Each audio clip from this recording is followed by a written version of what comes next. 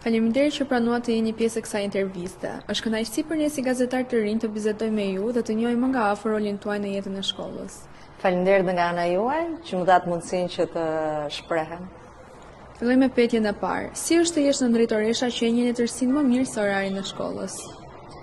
Është gjëja më e bukur që mund të ekzistojë, sepse ashtu si orari i shkollës, një edhe shpirtrat e gjithë nxënësve që ti ke, jo vetëm në paralel, por në gjithë shkollën, ke mundësi të ndikosh tek ata, ke mundësi që ata të gjejnë pjesë të pazbuluara të vetes së tyre, dhe pa diskutim, ke mundësi që ata të bëhen gjithmonë më mirë se sa janë.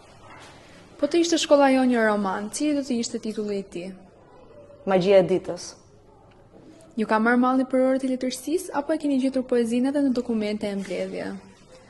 Vështirë thua që dokumentat pëlqejnë aq shumë, por që ju kur vini me këto kërkesat tuaja për gazetën e shkollës, me dëshirën për të bërë diçka ndryshe, përpiqem gjej pak letërsi te këto takimet tona.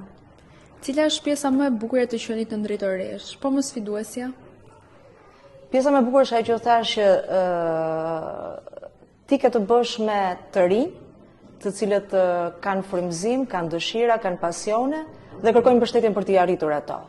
Pjesa e vështirë është që prapë ke të bësh me të rinj, adoleshent, të cilët nganjëherë duke dashur t'i arrijnë aq shumë gjërat që ata duan, konfrontohen, rebelohen, që deri diku edhe kjo është e mirë nëse e shfrytëzon në mënyrën e duhur, por që ka vështirësitë e veta pa diskutim.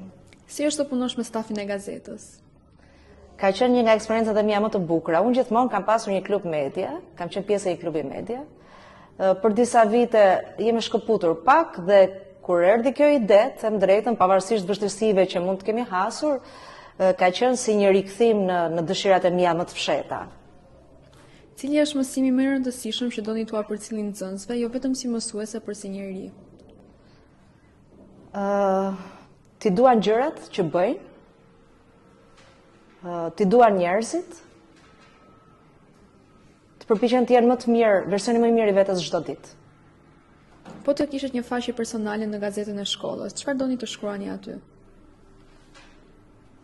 Pyetje pak e vështirë. Mbase eksperiencat e mia më të bukura, por njëkohësisht dhe më të vështira që kam hasur gjatë rrugtimit tim. Si e shihni rolin e gazetës së shkollës, si një zë i nxënësve apo si një botë e vogël brenda shkollës ku ata shprehen lirshëm? Të dyja bashkë do të thosha. Gazetarët e kësaj gazete, një nismë e re kjo, ndryshe nga të gjithë gazetat e tjera, kanë qenë një ideator shumë të ndryshëm edhe kanë shumë kreativitet.